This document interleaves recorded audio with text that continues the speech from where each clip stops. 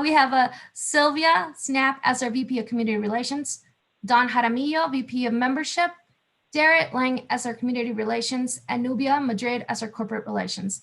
And 3 of these board members are moderating our chat as we speak, and they will be taking all the questions, and then we will be asking them at the end. Go ahead, Gus. It's all yours.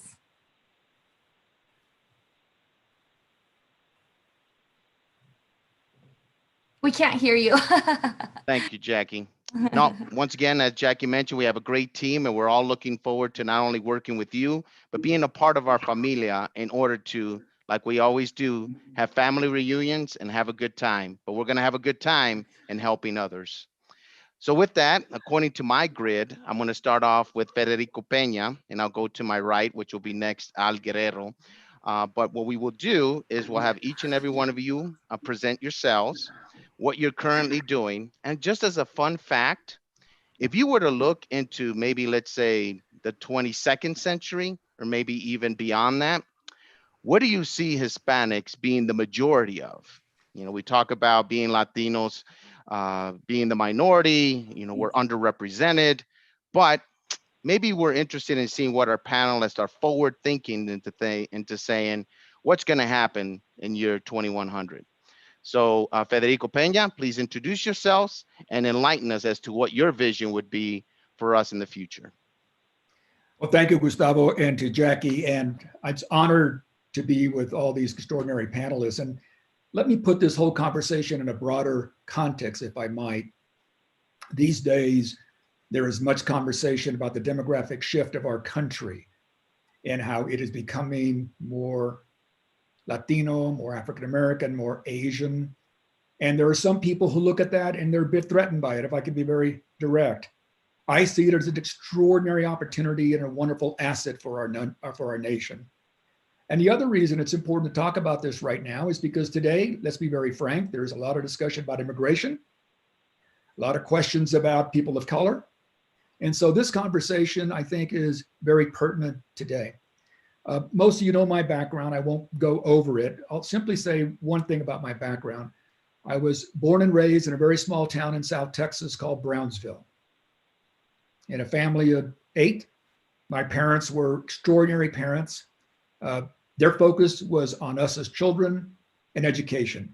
All 6 of their children went to college. 3 of us, unfortunately, became lawyers. The rest became contributing members of society. That's supposed to be a joke, by the way. And then the rest is history. I came to Colorado as a civil rights lawyer, was in the state legislature for 4 years, mayor of Denver for 8 years, went to Washington, was Secretary of Transportation, Secretary of Energy under President Clinton. And not to highlight my life, but I was the first Latino to hold 2 cabinet positions in the history of our country. And when I came back to Denver, I joined a private equity fund. And so for the last 20 years, I've been in business. I've been an investor. I'm now a senior advisor to the Colorado Impact Fund, which makes investments in small companies here in Colorado that are having a positive impact on in our community. And through that, I've been able to meet extraordinary entrepreneurs from every walk of life. And so when I look at the question you've asked, the future, it's important to talk about today. Most people do not understand that today, Latinos are almost a $3 trillion gross domestic product impact on the United States.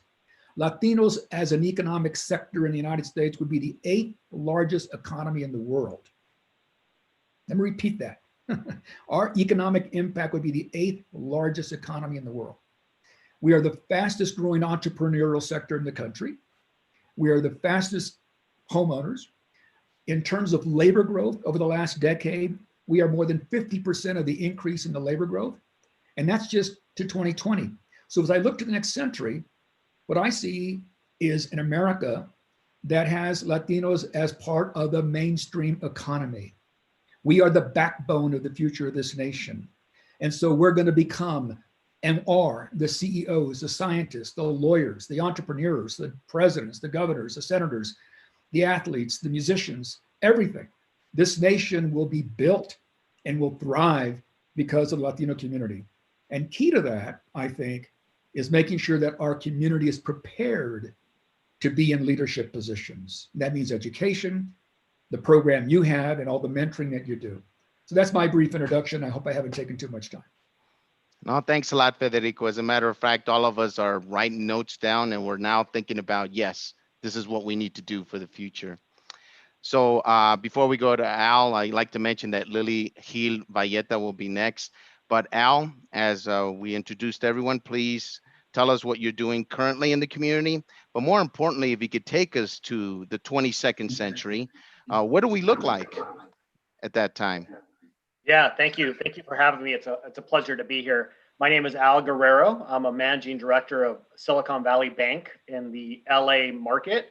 And for those that don't know, Silicon Valley Bank banks the innovation economy. So we're banking all the tech entrepreneurs and the investors that make those, play a critical part of supporting those companies. By way of background, I'm first generation Mexican American, born and raised in Berkeley, in the Bay Area. I grew up basically at a Mexican restaurant. My parents immigrated from Mexico, started a Mexican restaurant, and since the age of 5, have been hustling and been working and making burritos and eating quite a few of them myself, and was lucky enough to be raised right next to UC Berkeley. So for me, I always had an aspiration to go to Berkeley and get a higher education. And me and my 2 siblings, actually all 3 of us went to Berkeley. And we were the first ones on either side of our families to go to college. I subsequently went to Stanford Business School and had a variety of roles, but started getting into the venture capital world and the startup world. And that's what brought me to Silicon Valley Bank. And in terms of what I see as the future, and I think I'm starting to see it now, so maybe it happens and hopefully happens before year 2100, is I think the Latinx population is going to dominate the tech startup world. We're seeing it more and more as we become a bigger part of the population. Entrepreneurs and the founders of those new companies are going to look like the audience that they're serving because we understand it better than anybody else. And so I think that we will see a huge influx of Latinx founders, founders of unicorn companies that will go public, and they will become hand in hand with the innovation economy. Hey, Gus, and I'd like to just say something. Al also, in the year 2000, got a scholarship from Nishimba to go to Stanford.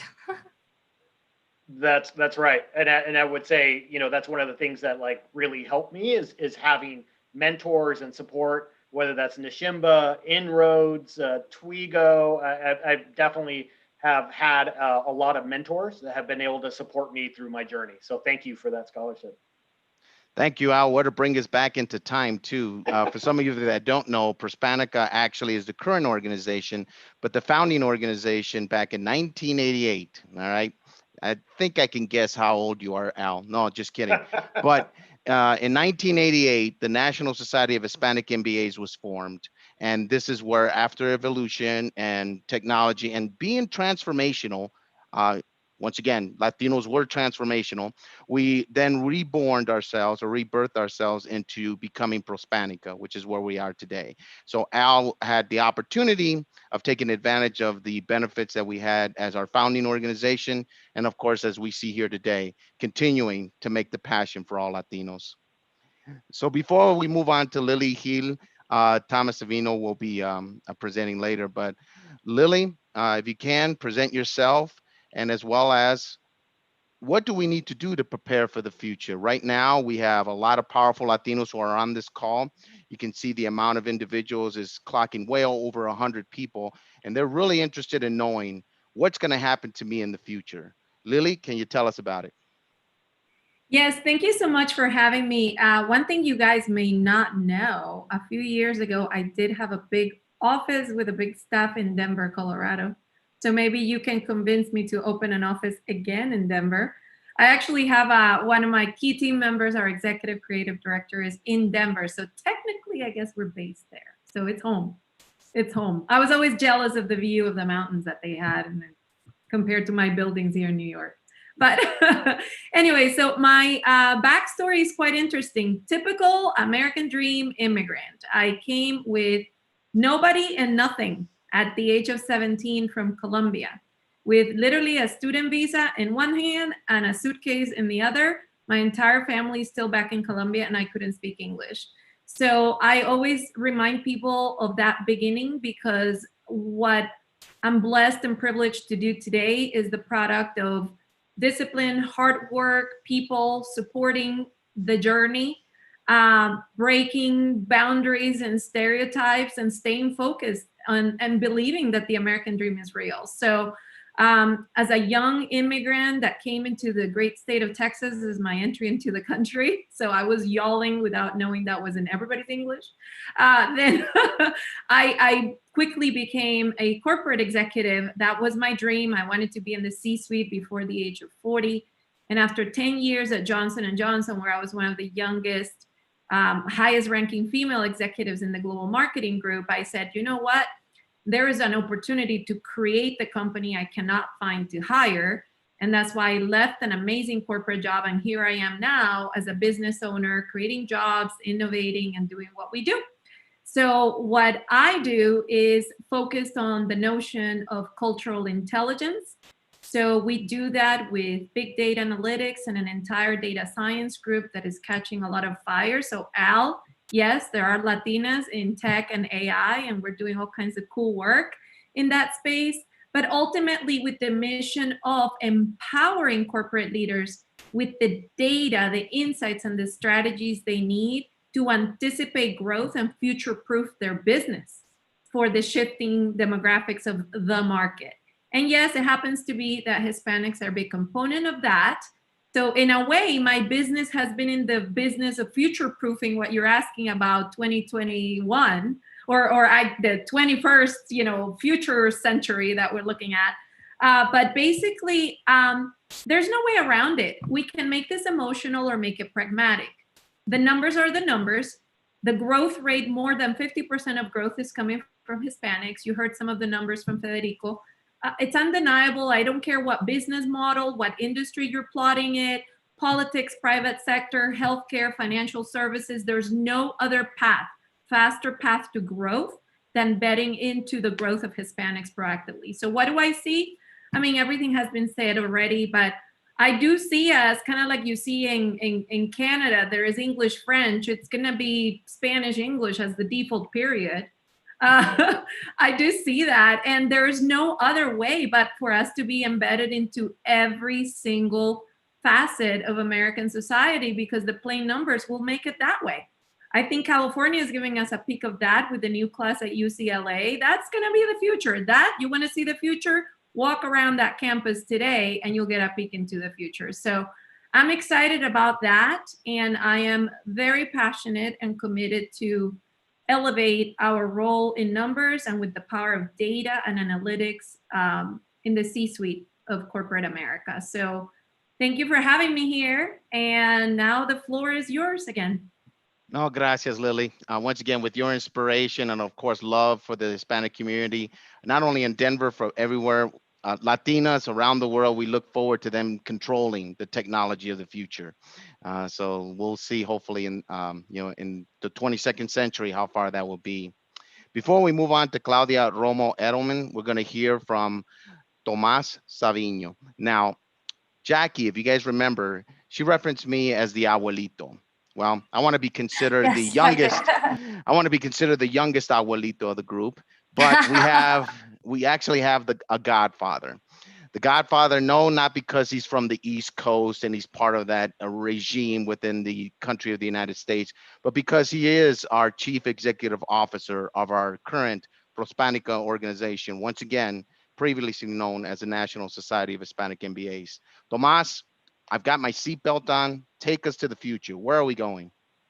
Yeah, definitely get to that. And thank you, Godfather with the last name Savino. Got to be careful there. And Gus, we know each other's families. So even though we've never lived in the same place at all, and I think that my parents started dating in 1962, right after West Side Story got the Oscar, right? So my Bronx Italian father and my Bronx Puerto Rican mother, it kind of released them to say, in a community where you only married within your neighborhood, it was okay. And that's how I got here. And certainly it's been a long journey. And I'll just quickly talk about, particularly with Prospanica, certainly being born and raised in the Bronx until I was 30 years old. I've always had a sense, heck, I was boycotting and protesting lightly, even in high school at the time, as my parents pushed education very strongly. And when I got to business school for my MBA, it was in central Manhattan. And I'm walking the halls, and that kind of near radar went off week 1 or week 2 that said, hey, where are we? We're not here. Like New York City, everybody else was represented in New York City, but Hispanics were not. And there was a flyer on a bulletin board, for those who know what those things look like, that said the National Society, 1992, National Society of Hispanic MBAs, and I had to go. And I had to represent Fordham University from the MBA program to get us engaged. I think I was member like 230 or something like that. So, that got me very involved. And Gus, you and I used to hang out back in the day at the big events, of which, by the way, Lily and Claudia have been major speakers at our conferences. And, I've been engaged. I led a chapter 2. I've never lost my passion. I was corporate, as you know, most of my life, certainly at McKinsey, probably most famously after the MBA. But the passion's always been there. Getting here was not my path.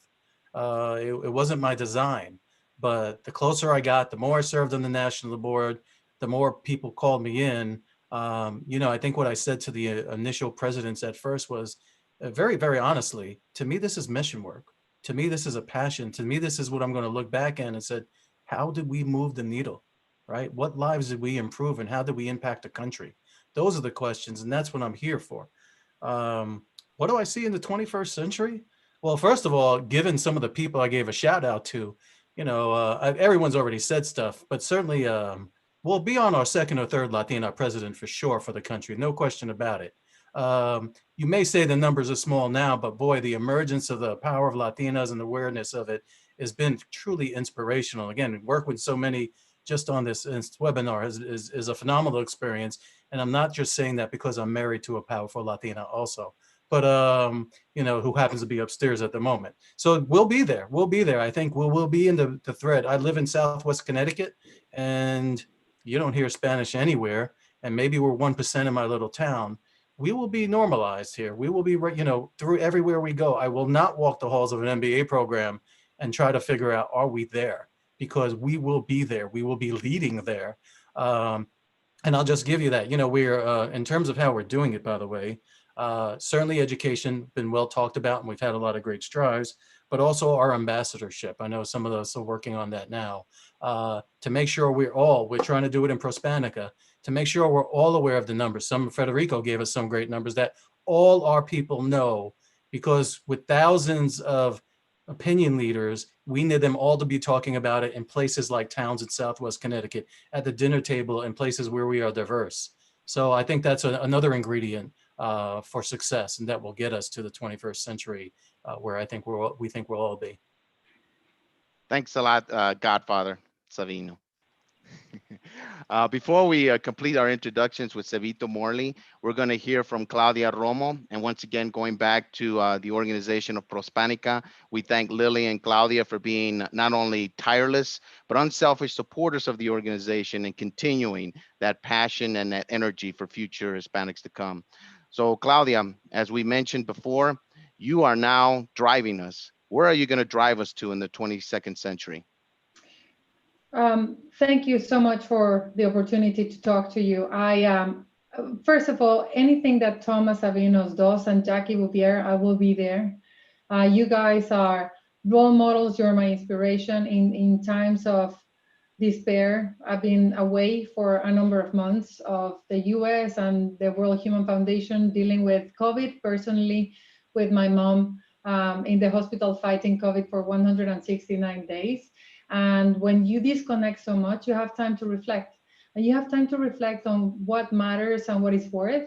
And just looking at your faces and your emails, Thomas, Jackie, Lily, it makes it worth actually the fight that we have. It makes it worth coming back and dealing with the pain, like putting the pain aside and saying like, let's go. And the reason and the main thing I want to tell you is, and again, probably because of the distance, is how hard our community has been hit through COVID, how hard We've been, you know, like we have this trajectory of going up, and then COVID happened, and I just saw it as a line going down, as a pyramid. And I need to make sure that we all understand we need to pivot that line. We cannot go down. We have to actually make it a check the box type of thing, like, whoa, let's go back. We need to go back from recovery to shine as quickly as we can. We cannot allow our small businesses, our entrepreneurs, our independent workers to go down. We need to go back to work, and we need to go back to health, and we need to go back to understanding our mission and our shared agenda, and looking at Hispanic Heritage Month, and we're celebrating it together. For me, looking forward means looking backwards first. We need to understand our power. We need to understand and drink the Kool-Aid of who we are, not only in our numbers, not only what the professor was mentioning before, that we're 60 million people, 18% of the population, 12% of the GDP, which is the 8th largest economy of the world if you would put us as a standalone economy, but we're the youth, we're the future. We're not only 28 years old average, which is 9 years old average, 9 years younger than the rest of America. We're our mode, meaning the most common age of the 60 million Hispanics that we are, is 11 bloody years old. The most common age of non-Hispanics is 58. We need to understand that data point. We 4 decades of growth, 4 decades of paying the social security of this country, of paying the taxes, of being the future employee and the consumer and everything that this country has. We need to feel that power, but we need to do it by understanding our heritage as well and paying the tribute that we have. We have a history, and I was so frustrated when I was in Mexico in the hospital waiting for hours to go and see my mom, looking at how this social injustice movement has brought so many people to realize how race and injustice and racism and discrimination has hit some communities, and we're nowhere there. And I started looking at Hispanic authors, looking at Hispanic history, Hispanic podcasts, Hispanic personalities, Hispanic heritage, and we don't have enough. So I want to take this opportunity, the one platform that I have, to bring us to that. We have to be curious and be proud of our heritage. And we need to do that by educating ourselves so that we can be loud. In order to be proud and loud, we need to be proud first and then educate ourselves so that we can enlighten the others.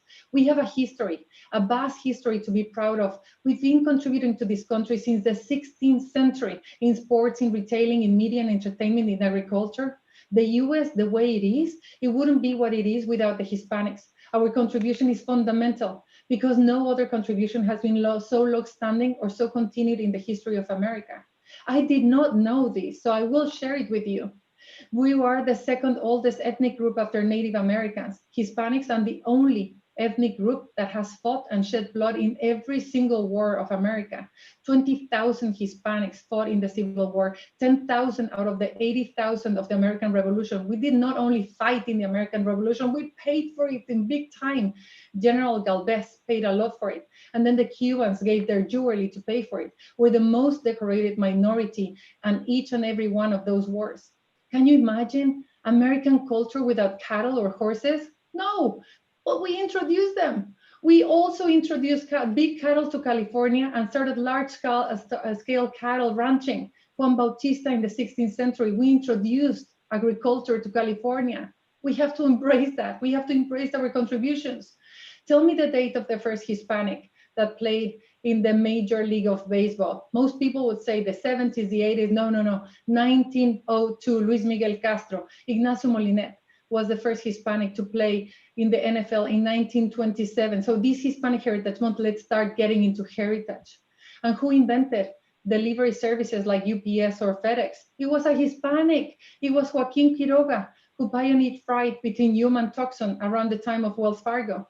And our contributions don't go only far away. They go 2 years ago. Who was the most ever followed person globally in Facebook? Shakira. And you can only imagine, it was only this beginning of this year where we had the best ever Super Bowl halftime of all times with Shakira and J-Lo. Who had the most followers in Instagram? Selena Gomez. What is the most ever downloaded song in globally? Despacito. Yes, you see, we're culturally changing the world, impregnating the social tissue of the societies where we are. But we've also been victims of discrimination and hate. We've been lynched. We've lost our lands. From 1850 to 1900, Hispanic lands was massively and unfairly expropriated in California and in Texas. For example, at a farm, 70,000 acres of land, boom, just taken in California. And we Latinos, along our Black brothers and sisters, we were lynched. Dozens of Hispanics were lynched in Texas and Arizona without trials because we dared to speak up for our land, because we dared to say we didn't have enough services, access to services. We were called greasers, a combination of Indians and Spanish, because we're not equal to white. The population of Los Angeles decreased 3/4 in 30 years between 1870 and 1900 because we went back to our countries, because we lost our lands, we couldn't go to school, we couldn't have access to services. And today, 32% of Hispanics are the most bullied at the workplace. 60% of every hate crime is against Hispanics. 1 in every 4 Hispanic has an issue of mental health. 40% of foster kids in Colorado are Hispanics, and the reason is because their mothers are victims of substance abuse. And despite all that, there is one phrase of John Leguizamo that I will read that I love. He says, "We haven't lost because we have taken the biggest hitting in history, and we are still here, writing, inventing, dancing, and just not giving up." I had to look inside of myself, and I saw that I had a lot of heroes inside of me, because I am Cesar Chavez, I am Menudo, I am Sonia Sotomayor, I am Mayans that invented the concept of zero, I am 26 different countries of origin. We're Latinos, Hispanics, Latinx, whatever you want to call it. Just own it. Be proud to be a Latino. Be open about your Latinidad. Invest in exploring your identity and your spark. And as allies, call on allies. And as allies, be curious, be encouraging. Take us out of the closet. Make us shine a light, because Hispanics, we are stars. And America is made of stars, and Hispanics are one of them. So in looking forward, we need to start looking backwards and being proud of our history and our heritage and our contributions to the country, to make sure that we can be loud about feeling good about being a star in this universe of shining stars of this country. Thank you, Claudia. Just wanted to let you know that you definitely blew up our chat. We have over 105 attendees that have not only praised your efforts, but want to know that Kool-Aid. So if you got the Kool-Aid, we will drink from it. Just send it over to us. So with that, Cebito, we're going to get the Kool-Aid here pretty soon, and we're going to drink it, and we're going to be even more proud. So with all this proud, what do you foresee us being in the 22nd century?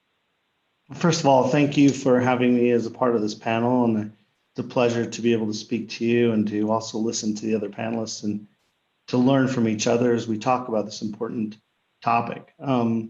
By way of introduction, Sabito Morley, I'm the Chief Data Officer at recently rebranded Lumen Technologies, which you used to know as CenturyLink. And I've been in Colorado for a little bit over 5.5 years. I grew up in a small town in Idaho. My mother is an immigrant from Argentina. She spoke no English growing up. So like many Latino families, my grandmother was there at home. She taught me Spanish, and I grew up thinking that I lived in a common household where everyone spoke English and Spanish at the same time, and a mix in between. And as I grew up working in the fields with the migrant workers, and at my choice. Actually, I used to sneak out. My parents didn't know I was going, and my grandmother wouldn't tell them. But I learned a lot of great lessons. I learned about work. I learned about innovation, and especially innovation where things look mundane, or maybe people think that they've thought of everything. I learned the power of the mind and the problem solving that came from our heritage and the people that we call our friends and our family. It was because of that I wanted to do more. And from a small town in Idaho and through mentorship, I was actually given an opportunity to go to an Ivy League school from a town of 2,000 people to the East Coast. And that's where I learned that we were actually pretty poor, that we didn't have the same lifestyle as others. And as I worked and developed and tried to learn there, it was through professors like Jeremy Edelman and the Latino Leadership Institute equivalent to which we have here in Denver, and I'm a part of, and support Joelle Martinez and all the great work that she does there. I realized there were two things I didn't know. I didn't know things about the culture that were holding me back, and I didn't have doors open the same way that other people had. And I started to realize I didn't have role models in the Latino community that I could look up to, and I could ask questions and I could learn from. And so through luck and through providence, I made connections there, studied Latin American history and politics, wrote my thesis about the Argentine Constitutional Convention and changes in 1994, and realized that there was an opportunity I had to not only engage with the community as a role model, but also to open doors for others. And that's been a large part of what I believe is the success and not only my career, but the future of our country and our world, as we understand, as Claudia mentioned, right?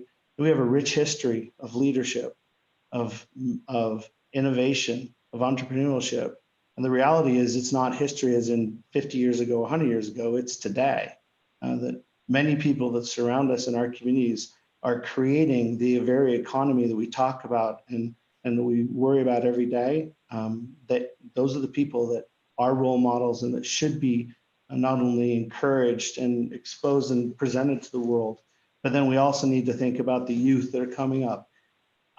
It's important to me as I think about the 21st century, the 22nd century and beyond, is that if we cannot create opportunities to provide not only mentorship and role models, but to open doors for each other, then we will continue to languish in areas where we should be leading. And the fact of the matter is that whether it's our favorite mayor, our favorite leader here in the community, Federico, or others that are highlighted in the Latino Leadership Hall of Fame, I take great pride in telling my children and telling their friends and telling the people around me about not only the leadership that came before, but the leadership that's here now. And so when you ask what the 22nd century looks like to me, it's a very promising future, but it depends upon us, and not just us about what we do for ourselves, but more importantly, what we do for others as we both share our message, share our culture, and share that culture of innovation, creativity, and drive that I believe sets us apart. When Claudia talked about the history, I believe it represents who we are at our core. And I think it's what sets us apart and makes us a great opportunity to help everyone around us succeed. Great. Thank you, Cevito.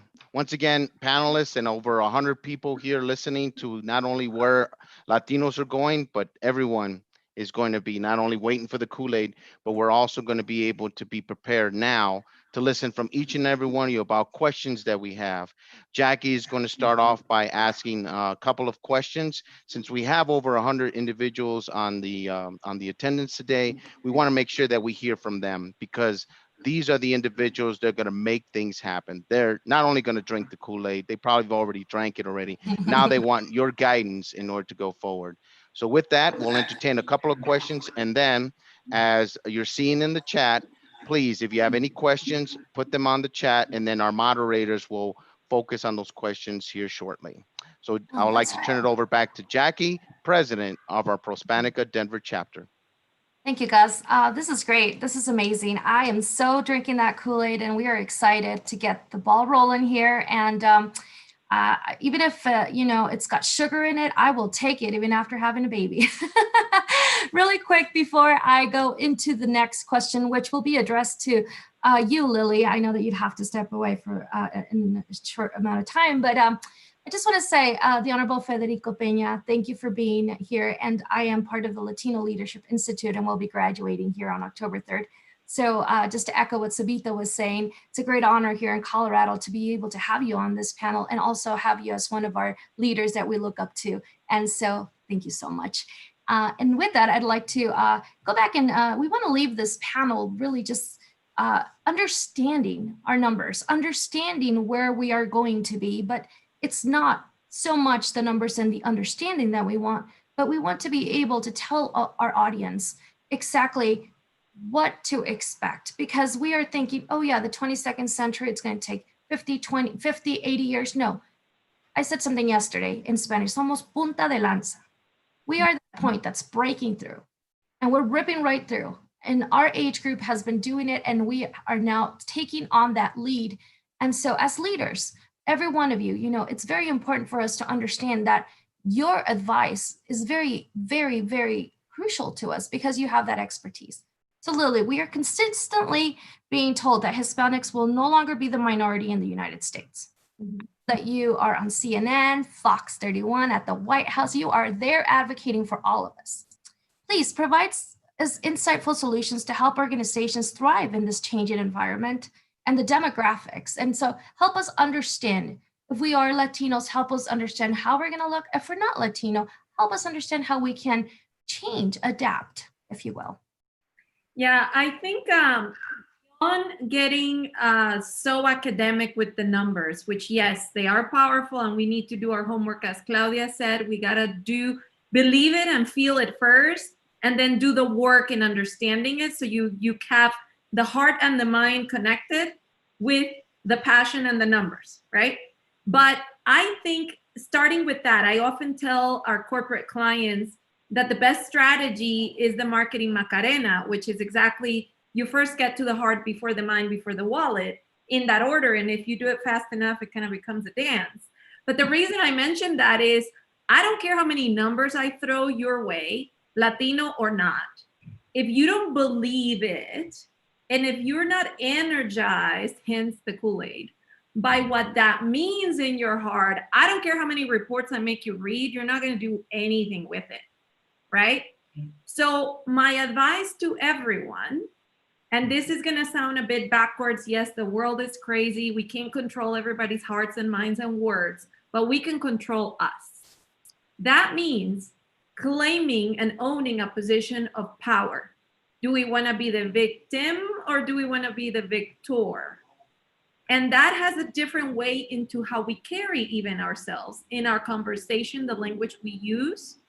Because if we know and believe that the future is Latino as the new mainstream, because in public schools across America, the majority is already minority, then we are not asking as a favor and as a charity project. It's because it's the new mainstream.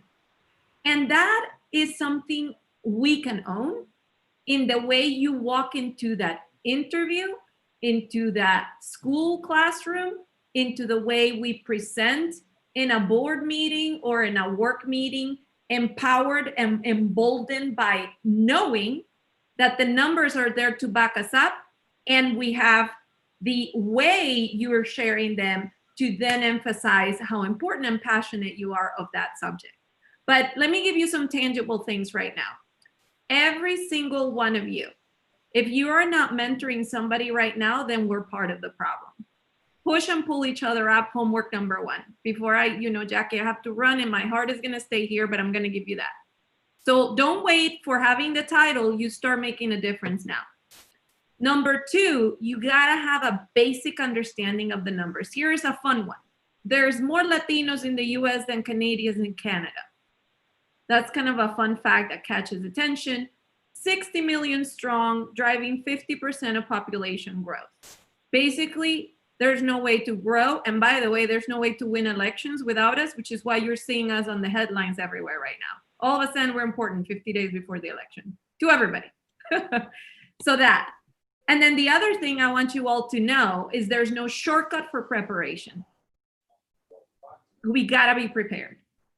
And when you have that, when you are pushing and pulling each other up, when you know the basics in the core strength of our numbers, maybe 3 key copy points like I just gave you, and you know you are giving it your best and working on a best version of you always, because there's no shortcut to preparation, makes us lethal.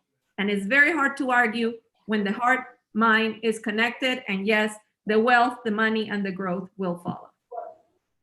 That's awesome. Absolutely agree. Thank you, Lily. I'd like to also hand over the same question to the Honorable Federico Peña. We're, like I said, consistently being told that Hispanics will no longer be the minority. I'm going to be doing La Macarena. I mean, tell me, Federico, how would you answer that question to all of our audience? I think what's been said already summarizes it, but when I think about my own life, I think about 3 things. Number 1, hard work. preparation, as was said by Lily, perseverance, never, never, never give up. Half the solution of winning and half the things I've done in my life was not because I was smarter than anybody else or I had a better education. It's because I never gave up. And I think that's very, very important. And thirdly, and it goes to what Lily says, I sometimes find some of us have a little chip on our shoulder, if I can be very direct. And somehow we keep talking of ourselves as being the largest minority. Let's remember something very simply. We're all Americans. We are all smart. We are all gifted. In fact, in many cases, more gifted than many other people. And we bring more to the table, whether it's in business or art or culture or politics or whatever it is. And I always tell people who are running for office and they come to me for advice and they say, well, my district is only 30% Latino. And I say, so what? Don't think like that. Get out of that framework and understand that you're a human being, you're powerful, you have a great history, you're proud of your background, and you have much to contribute. And as long as you work hard and give it your best, you will succeed in this country. Everybody on this panel has demonstrated that. New immigrants, someone like me who, by the way, my family goes back to 1750. My fifth great grandfather founded Laredo, Texas, Coronel Tomas Sanchez. I had relatives who fought in the Civil War. So I have that background. Many others don't. It doesn't make any difference. We're all talented, we're all gifted. And by applying ourselves and working hard, we can succeed. And I love the notion of mentoring. That's so important because one of the things that I always worry about is no matter our numbers, no matter our potential power, it seems that we're always a little bit behind the curve. What do I mean by that? Someone talked about artificial intelligence. How many Latinos are involved in artificial intelligence? How many Latinos are involved in robotics? How many people are involved in genome projects? So education, education, education, mentoring, so that our community can leapfrog into the new economy, into the new industries, into the new waves, so that we're not always sort of playing catch up. We have the ability to do that. And this panel, I think, is a great example of that. That's awesome. Thank you so much. I agree 100%. We'll go ahead and go on with another question, Gus, if you will, please. Sure, we'll ask this direction to Cebito. Cebito, we are very proud Latinos, or we'll be more proud once we drink the Kool-Aid. But can you tell us, Cebito, what makes us unique? Some of us have unique talents. Some of us can juggle. Some of us can, multitask while we're attending the conference. But what we would like to hear from you is what makes Latinos and our culture unique, and how do we protect it so that way in, the 22nd century, we don't lose it? How do we protect our culture, and what makes us unique? I think the answer will be different for everybody. And so I can only speak for myself. I think that what I find and that what I feel I bring to the table through culture is focus and loyalty to those around me. This concept of familia is not just about blood, it's about who we are and the people around us. But I also find that what Federico said is very important, is that I don't approach a situation thinking I'm a Latino going into a room. I think I'm in a room and I have something to contribute as a Latino. And that the reality is that we have perspectives that are different, that are incredibly valuable. And as we embrace not only the differences, but the connected tissue that we have as a community, then people around us don't think of us as a separate group of Latinos. They think of us as part of a whole, and a contributing part of a whole that is an organ that drives value through everything it touches.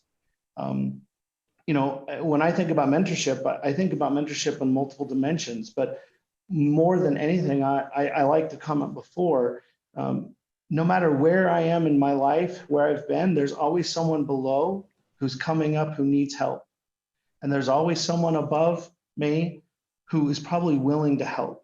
And if we can leverage our ability to create community wherever we are, I believe that is an asset that sets us apart from many other groups. And I'm not saying that they can't, just saying it's a unique quality that we create communities wherever we land. My wife's favorite saying is bloom where you're planted.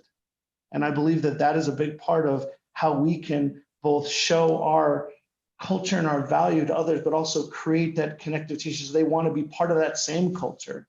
And that applies in business too, right? So, you know, there are very specific attributes I learned from my mother, who I attribute them to be cultural, but the reality is they're a combination of many dynamics. Like Federico said, she never gave up. It didn't matter that she didn't have a college education. It didn't matter that English is a second language. She doesn't let things stop her, and that's mentally and emotionally. I remember very poignantly an early time in my life when someone made a comment about her accent as if it was going to stop her in the conversation. And she used that as a lever to say, no, now you're hearing me. You hear me. I can tell you hear me. So let me go further. And that made her a great and effective communicator in a banking community where she went from being a teller to being the banking manager of a startup bank, right? And so my message, if you ask me about culture, is this: we have many, many things that make us great, but remember that doesn't have to make us separate. It allows us to bring people to us. And if we reach down and up, because up is important too, I think that we'll find that we will extend our influence in ways that are not organic, but heal many of the wounds that are around us. Because the reality is, and Federico talked about this chip on the shoulder. When I go into a room, I don't think about that chip. I look for the chip on others and I try to remove it. That there doesn't have to separate us. And that is the mental attitude I have going in. But I had to learn that. I'm not saying that that's always how I was. And I think that if we take that tenacity and that concept of familia, it's so important. That word is so impregnated. It means more than just what it traditionally says. And we create a family around us. Our communities will benefit, our businesses will benefit, and ultimately we will help others along the way. That's my perspective. Cebito, thanks a lot. Al Guerrero, we're going to ask you as our final respondent to this question, but there are many young individuals listening to us right now. And of course, they have to absorb not only our history, but they're making their own history. So some of the things that we all have in common is that, yes, we're Hispanic and we're Latino and we're proud. So in your response, Al, can you tell us what are some of the common cultural things we have, regardless of age, regardless of where we're from, and what do we need to do in order to protect it going forward? Yeah, my point of view is it's interesting because just with the introductions at the beginning, you see just the diversity that is within the Latino community, the Latinx community. We have people from Mexico, we have people from Central America, Puerto Rico, Cuba, and South America. And I think my comment is more to the leadership of companies and organizations that are not necessarily Latino, to understand and respect that diversity and understand that we all have different nuances with regards to our culture, with the way we speak. We may all speak Spanish, but we may speak in a different way, different tone, different sayings, different foods, and different traditions. And for organizations that are looking to embrace and hire more and have a more diverse workforce, to be really respectful of that and just be empathetic and understand that it's not a one size fits all, that we are all different. But I think as long as you acknowledge and embrace us and are curious to learn those differences, I think that's going to be really important for organizations to embrace diversity and also have a retention of that diverse workforce by acknowledging those differences. Thank you, Al. And now I'd like to turn it over to Jackie, where we may just have one more round of questions before our time is up. We definitely want to hear from our plethora of individuals that have listened to us today. Jackie? Absolutely. We would love to open up the floor for all the questions that we have. But before that, we want Keys to develop the next generation. And you guys have been touching on that. And how are we going to do this with leaders in our country? How can we prepare the Hispanic leaders? So the young generation with the mentoring piece, with the drinking of the Kool-Aid, with the understanding of the Macarena, and all these different things and resources that are being sent and provided. just want to hear a little bit more. Let's say I'm here, it's my first time, I don't know what to do. What would be the advice that you would provide, Thomas? What Savino? And I want to ask this question to you as well as to Claudia, the two that have not answered questions yet in this round. So I'll go ahead and give it to you, Thomas. Okay, well, thanks again. Certainly, we did touch on this a little bit, right? I think education we've made great strides on, but that we still need to move forward with it, and not just attending, but also be leaders in education. I think that'll help us move forward. Our ambassadorship, our own knowledge is what we do in Hispanica. It's what Hispanic Star, you heard Claudia earlier, does unbelievably well, is make sure we're all ambassadors and we know our hero stories.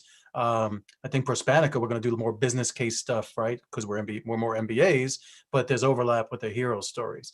And educating ourselves, not just everybody else, about our community, and even the question Gus just asked about, what are the differences and unique things about our culture. I think certainly so that'll do the ambassadorship for sure.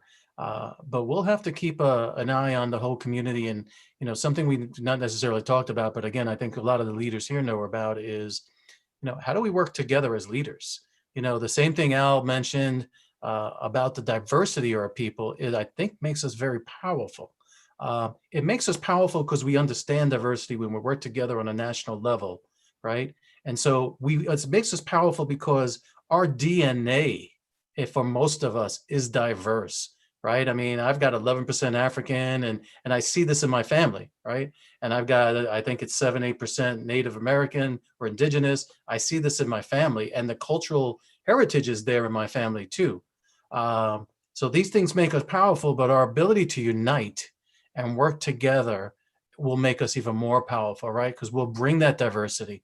Different countries of origins with different histories as we've come here will really make us one of the more unique groups in the country and allow us to leverage it. And it's been a challenge because it's powerful, but sometimes there's criticism of the community of our inability to unite. And I think, at Hispanica, we've done a lot of huge work with that. And it's why we work very powerfully and passionately with the Hispanic Star effort and Claudia's leadership, because if we can at times unite at the right time, wow, look at us. I mean, the impact we'll have both on our community and the country, frankly, it'd be hard to measure, to be quite frank. So that's some of the stuff I would talk about.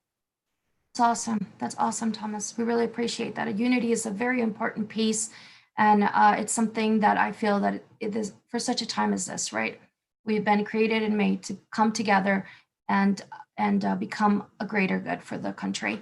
Claudia, you can talk about this particular or answer this particular question, but I do want to open it up before we go to our questions and say, please keep in mind and think about what question, or if there is anything that you feel that in our questions we've left out that you think it's very important for the audience to learn or know or understand, or something that you need and feel that needs to be addressed. And so with that in mind, I'd go ahead and open it to you, Claudia.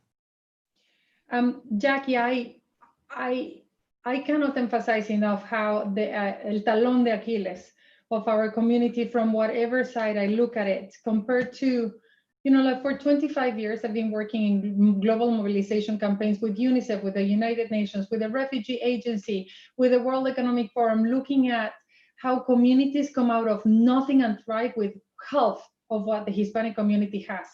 And like after looking at every single point about the barriers and the gaps and the things, it is because we don't see ourselves as one. It's because we don't think from the same song sheet, because we're so fragmented in our mind. It's ridiculous. It's the Mexicans, the Cubans, the Venezuelans. It's even worse, the Cubans of Miami don't want to talk to the Cubans of Chicago. Forget about the Cubans of Los Angeles. It's so banana land, our fragmentation, that makes us actually think small when we are big. It makes us act weak, when we're powerful. So if we would unite, but not unite in a hot air way. I'm not talking about like, yeah, forget about who you are, forget your identity, your Mexicanity, your Dominican, but unite in a shared vision, the way that other communities does it, the way that Chinese and Japanese get together to be the Asian society when it comes to asking for scholarships or asking for entries to university. Let's have an agenda together that we all push together. For the youth that is looking at that, you asked me about youth. You want to be the first generation that is fully paid, fully seen, fully recognized. We have to stop actually being that generation that is not seen, heard, and valued. You want to see how your mother, your grandmother came home bleeding hands after 2 or 3 journeys of working because we're paid half, because we're not seen, because we have to change that by providing that unity of being Latinos, of being united and asking for the things that we need to ask for. We like in my global experience, particularly at the United Nations, I think that I've seen solutions, the simpler solutions normally work better. So by bringing, for example, something as the Hispanic Star, a symbol, a framework, something that we all can feel united by, where companies can be Hispanic Star companies, highlight their Hispanic Star employees, by allies saying, I'm a Hispanic Star ally, I'm going to feel myself as a Hispanic Star by embracing my numbers. I want to make sure that we together, we can use those simple tools that we have as the data that Lily was talking about, as Professor Federico Peña, to educate ourselves by feeling ourselves that we have a toolkit, a framework, and a singing from the same song sheet by having a plan. And I think that our plan should be to be united and to make sure that we're seen, heard, and valued, that we use the opportunities like Hispanic Heritage Month to resist the temptation of allowing the companies where you work to have a half an hour bad margaritas and say like, oh yeah, I've done my Latino of the year, done, see you next year. No. Talk substantively about our heritage. Talk substantively about our future, our need to have education and jobs, about our need to have role models. Because mentorship, what it brings is actually role models, to bring more people that you admire so that we can have, like you youth, you can be the generation that stops actually having anything that it will be anything but like a global card for you to come to a job and say like, you know what, forget about my CV, I'm a Latino. So people say like, I'm gonna hire you because you come already with the hard work, with the passion, with the emotional engagement, with the loyalty of consumer. So for all of you young people, resist the temptation to fragment, resist the temptation to divide, be united, be proud, so that you can invest in the generations to come. Remember that the psyche affects us all. When you have an Asian girl taking a math test, if you confront her to the fact that she is a girl, she's going to perform here. When you confront her to the fact that she's Asian, she's going to perform here. We want to do the same for Latinos. We want to say, Latinos, we perform here. We support each other here. We're united and we're stars. We're positive contributors to this country, and we have all the data to back that up. Wow, that's powerful. Absolutely. Unity. Thank you, Claudia. So before we open up to questions, the last question, maybe 1 minute or 2 for every one of you, is what I mentioned earlier, just to put it in the back of your head. Is there anything we're leaving out here?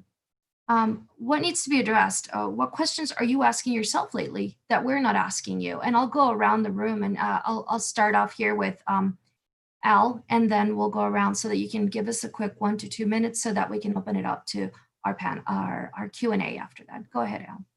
Yeah, no, I think one thing is obvious is Latinos are becoming the majority. What is not happening and we're falling behind in is having that representative in C-level positions and board of director roles.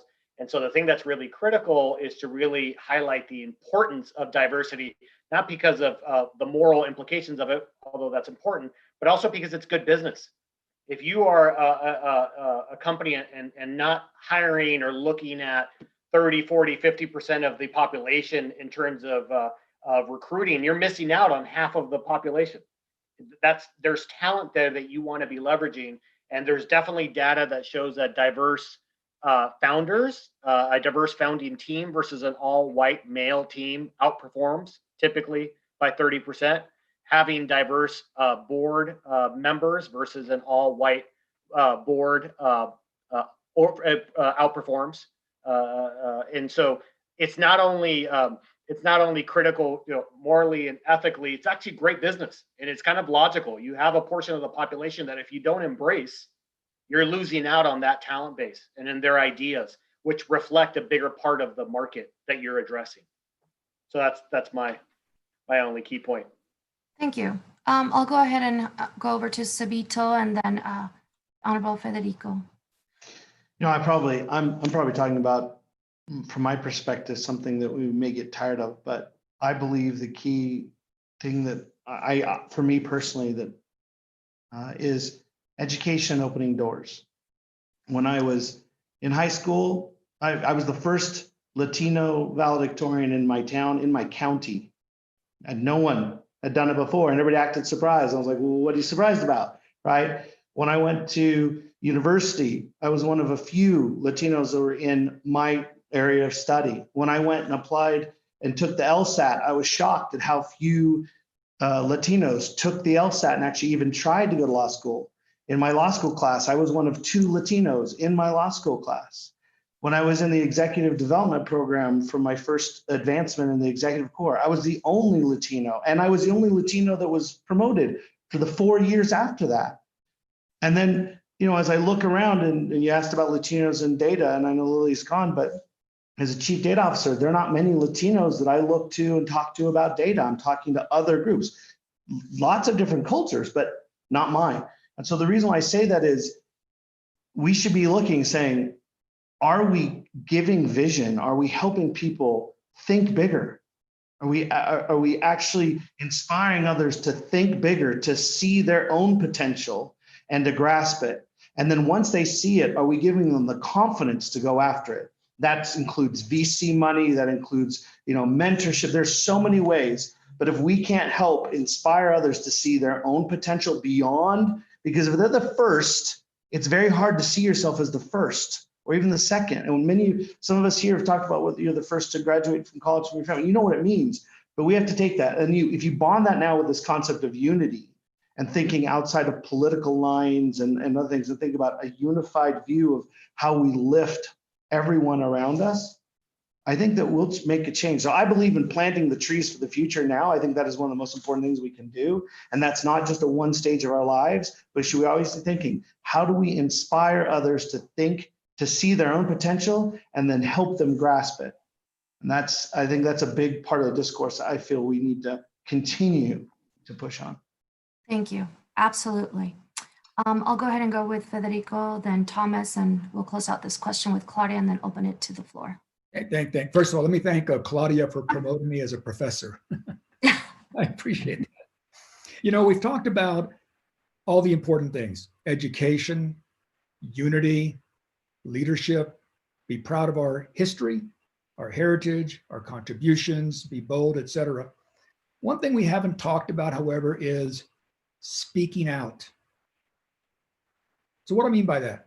I've served on a number of corporate boards, many times the only Latino. And sometimes in that setting, or you're the only Latino in a management team, or you're the only Latino in the law school, wherever you are, you're a little reluctant to speak out because you're the only one there. You're the first. You want to sort of blend in. You want to get along. You don't want to offend anybody. And sometimes we're a little too humble. So I would encourage all of us to do one more thing, to speak out. So when I was on a corporate board, I'd say, why don't we have more Latinos in our advertising? I'm not going to mention the company. We have lots of other people, but why don't we have Latinos? And people look at me and say, well, why? And I give them the data. Why don't we have more Latinos in management? Well, give them the data. So we should not be afraid to speak out, even if we're the only voice. Speak out against injustice. Speak out against the fact that we're not being represented. Speak out against the fact that we're not being included. Speak out about our whole background. I remember on my very first corporate board, they asked me to make a presentation to the entire board on the Latino community. I loved it. because it gave me a platform to share all the information that all of you have talked about with this entire corporate board that had no Latinos on it. So I educated people. So let's not forget to speak out whenever we see injustice, discrimination, or just people being wrong-headed about things. Thank you. Thank you. Good one. Go ahead, Thomas. Yeah, I think everyone's touched on it, including Federico just now. Social justice, right? All the social justice stuff we've seen, certainly in this year, it's fomented to the top. Hispanic has started as a very politically diverse organization. And as a group that started as MBA, we only spoke in corporate terms, but really what we were doing is a type of civil rights activity in terms of promoting leadership from the Hispanic community in education. We've also, because we're politically diverse, we're very careful because we didn't want to divide ourselves on political realms, right? So we've been very successful with that. However, with corporations now changing, like the corporate roundtable signing off on things like social responsibility, and our new generation demanding immediate impact. And with the killing of George Floyd, our organization has started Hispanica Center for Social Justice, and we're going to find a way to be politically diverse, to study social justice systems, and be able to understand them better and in our community, because that's a key underlining a lot of what's going on today. Thank you. That's amazing. That's great. Everyone is touching on areas that we have not. Claudia, if you have anything else, please go ahead and let us know. What have we, or what questions are you asking yourself? What I would be happy to promote you to Dr. Professor Peña anytime. Just keep it on, and like the more we'll get to royalty. No, but I admire you profoundly, so that's why I think I want to call you Professor Dr. Lord. Look, I think that what you said is right. Even myself, for 25 years, I was the right hand of the Secretary General of the United Nations, of the founder and president of the World Economic Forum. And then I started working on Latino affairs.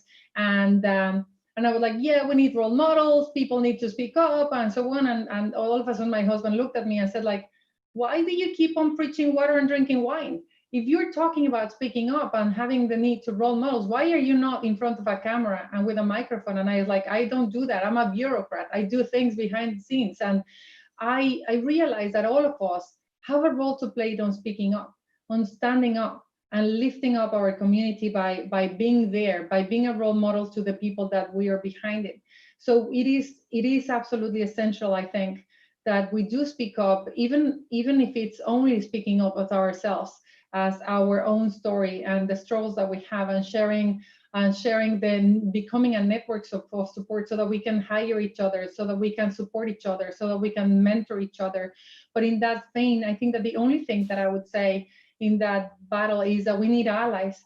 It is incredible for me to see how many times in my life I've been working with a group of AIDS people, and HIV/AIDS only talk to HIV/AIDS people, and they get louder for 30 years and just talk to themselves ad nauseam. And then the health people talk to health people, and these people talk to these people. And Hispanics, we've been talking to Hispanics about Hispanics, and it is time to drink the Kool-Aid of our power, but then bring others and bring the allies on board. So speak up and bring someone along you. And when you get to the top, take someone with you, mentor someone, but be a role for each other. Role model for each other. Great, amazing. Thank you, everyone. We're going to open it up to questions from our audience. We have 2 questions that are ready that will be moderated by Dalila and Nubia, who have reached out and let me know that there are these 2 questions. And they, please, Dalila and Nubia, feel free to let us know which of the panelists you would like to answer the questions. And if there are more questions, we have 15 minutes left to answer questions, 10 minutes to answer questions, and around 3 to 5 minutes to close up our panel. Dalila and Nubia, are you guys on? Yep, I'm Anna. Hi, this question comes from Christian Ramos. Are there any books that the panelists recommend for reading to learn more about Latino history in the United States? We did put a little chat out there that HispanicStars.org is publishing a list of books out there, but Federico, this question goes to you. There are many. it depends on what you're interested in. If you're interested in the discrimination against Latinos for many centuries, there are many books on that subject. If you're interested in political leaders, there are many books on political leaders. If you're interested in the role of Latinos in wars. So it really depends on what you're interested in. But the fact is there is lots of literature and there's lots of data. I'm writing a book myself, but there's already lots of data. Just go on the internet and pick the topic that you would like. But I think the most important thing is just think about what's your own vision for yourself? Where do you want to be in 10 or 15 or 20 years? And everybody here is given very insightful guidance on how to generate that confidence in yourself to build and to grow. But start there and then look for the books that most support what you think your vision is, what your passion is, what your love is. And don't be afraid to ask advice from others who are around you or have been before you, because you'd be surprised at how willing people are to share their experience and their advice with you. Awesome. Next question. Okay, I have from Mike M, the audience. What advice do you give to Hispanics that feel that they're not being accepted? They have been raised by immigrant parents, have mainly been influenced by non-Hispanics, and actually don't speak Spanish themselves. What advice do you have for them? And who would you ask the question to? Which panelists? I'll leave it open to any one of the panelists. What advice do they have for all of our youth that feel maybe that they're not being represented, they feel like they're not being accepted because A, they don't speak Spanish, they feel like they haven't had Hispanic influencers. What advice do you have for them? I can take a shot at that. With a very gringo father and a very Latina mother. And as I went into college, what I realized is I had not formed an identity that matched one side or the other. And that the reality was that I needed to find out who I was so that I could figure out how to explain who I was to others. I think that's the biggest part that I learned. And that included, by the way, doing what Federico said, which find books, find things to learn about both, all sides of your culture, but then also the culture you're navigating. Because by understanding both underrepresentation and persecution, you can understand how you can make a difference as a person, as an individual, and how you fit in that. I think the biggest challenge that we can face sometimes is feel like you're excluded from both sides, caught in the gray area. You don't belong. And the reality is, oftentimes belonging is a choice you make. It's finding who you are. And I believe that the most empowering thing that came to me when I was 19 was someone challenging me to ask, who am I and how do I see myself in the community that I want to claim? Because ultimately, that's what's going to define where I sit. And that's empowering because then you build self-confidence and you can communicate to others. So that's the advice I would give from my perspective. I would just add, on the pragmatic side, join people that are like pro-Hispanics, that are Latinos, that want to work on the community, that want to actually do things and move along. We have, through COVID, we launched, and Jackie is the leader of one Hispanic Star Hub, multi-industry, multi-culture, Prospanica, and all organizations are part of doing something locally, doing a network of support so that you can have people that you can talk to, but also do things for your community. So on the pragmatic side, just join the people that are like you and that want to move forward. Echaos pa'lante todos. HispanicStars.org in 30 cities and growing. Awesome. Amazing. Do we have any more questions, Dalila, Nubia? I have a personal question. How do you get people engaged? Some of the things that I found is that there's a very small group of Hispanic people that want to engage the Latino community, right? But then we throw parties, we even feed them, and then you get a few people in and then it dies out. Why is it that the Latino community doesn't keep going and driving, that driving force what do you guys do to keep them engaged and fighting for themselves? You have a particular person you'd like to ask that question to, Dalila? Claudia? Right. So look, again, just like on taking the experience of the global things that I've been part of the launch of the Sustainable Development Goals, a master plan of 193 countries about the future of our planet and our people, or launching Product Red as a way to give consumers a choice between one product or another to help people with AIDS in Africa. Those things are frameworks, and I believe in frameworks. And so we launched something called the Hispanic Promise, along with Thomas Savino Prospanica and 30 more Hispanic organizations a year and a half ago, to provide a tool to companies to make a promise to Hispanics. Make us a promise that you will hire, promote, retain, and celebrate us in the workplace. Because, and here's the data, because we're young, because unemployment being so low at that time, and Hispanics being so young, you need to show like that you're a Hispanic-friendly organization so that Hispanics can have a choice and say like, well, between working in AT and Verizon, if one is more Hispanic-friendly, I might feel better because I can be myself in one organization. In less than 2 years, we got more than 160 companies out of the Fortune 500. People want something where they can belong, that is simple because they can make a promise and they can use and share best practices and allow that. So we have a community of 160 companies, 30 Hispanic organizations that want to be at the same table, understanding how to create inclusive environments for their employees. But we're also consumers and we're also community. So the Hispanic Star Hubs, for example, are something that, Jackie, you would actually just tell them. It was literally, we just said, if I ask you and your audience, would you do something for your community if you know that it's not going to take too long, but by doing something, you would engage in the future so that we can be better off in the future, so that your kids are never going to be ashamed to be Latinos? Would you do something? Most people would say yes. If I ask Professor Dr. Peña, would you give me an hour to mentor someone in the next year? Would you say yes? Most people will, because you just have to provide those frameworks, because people want to work for their own people. We just have to make it easy for them and be united in that. So we have the Hispanic Promise, we have the Hispanic Star, and this is not us, it's all of us.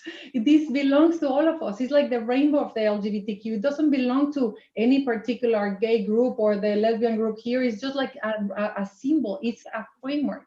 And I think that that is a key, that you have leaders like Jackie, like Thomas, like Professor Dr. Federico Peña, my next best friend, Civito Morley, that I agree with everything you've said.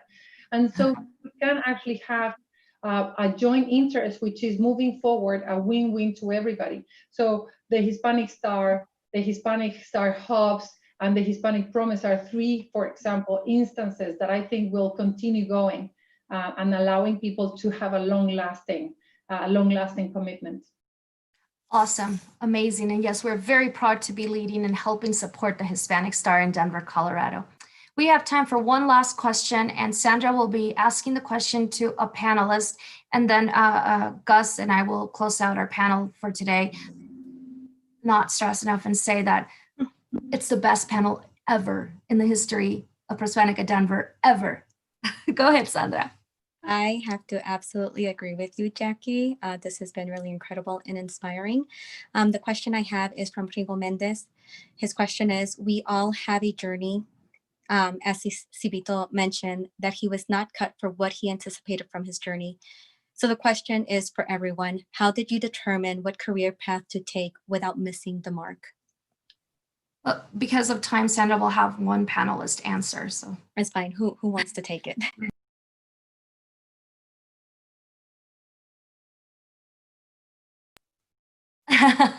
Well, I don't want to dominate, but I'll speak for myself. I think if you have passion about what you're doing now or what you want to do, you will not fail. I mean, if you were to ask me many, many years ago when I was a young Latino kid being raised in Brownsville, that I'd ever run 2 cabinet departments in Washington, D.C., of course not. But I had passion as a young man. I wanted to be a lawyer. I wanted to be the first lawyer in my entire extended family. So I worked hard at it, as everybody else here. Everybody else has the same story, sort of. You have to have passion in what you're doing. When you have passion about what you're doing, someone's going to notice. Someone's going to notice, hey, that kid has some really good ideas and he works hard. He's ethical. You know, he's honest. He could contribute. And all of a sudden you're asked to do something else. In my life, I never asked to be a member of the state. I didn't want to be a member of the state legislature. I was asked. I didn't want to be mayor of Denver. I was asked. So be passionate about what you're doing now. And when you're passionate about what you're doing now, you will succeed in other things in life, and be open to lots of new opportunities, because you don't know now. If you're a young person, you don't know now what you're going to be doing in 10 years. You might think you know, but things will come your way.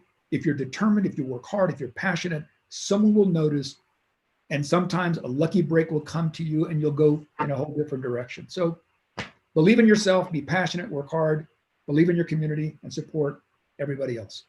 Wow, what a better way to close this. That is amazing. Passion. I agree 100%. Thank you so much, honorable panel.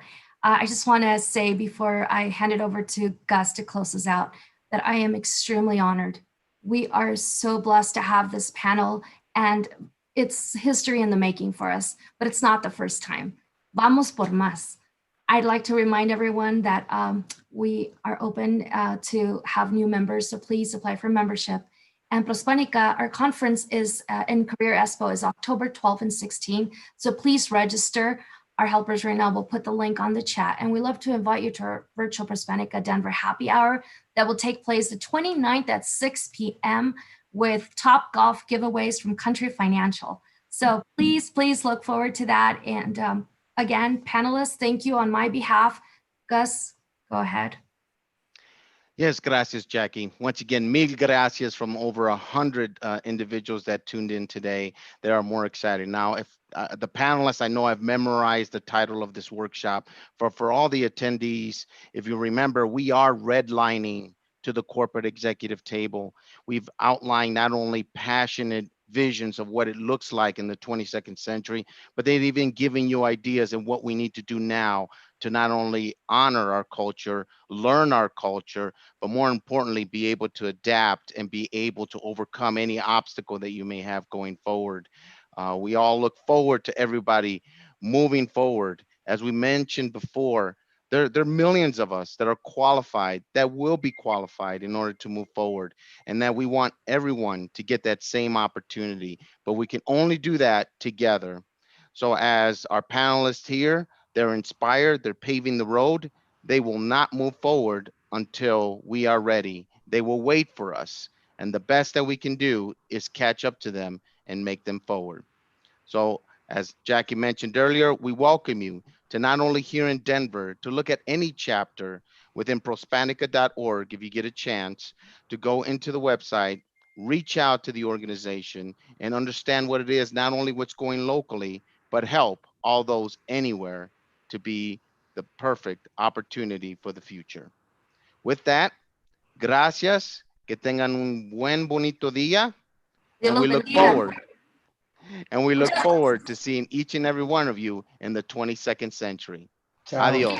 Thank you to Denver Startup Week and Zayo for sponsoring this platform. And congratulations to our board for getting the spotlight this year. Y vamos por más en 2021. Que Dios los bendiga.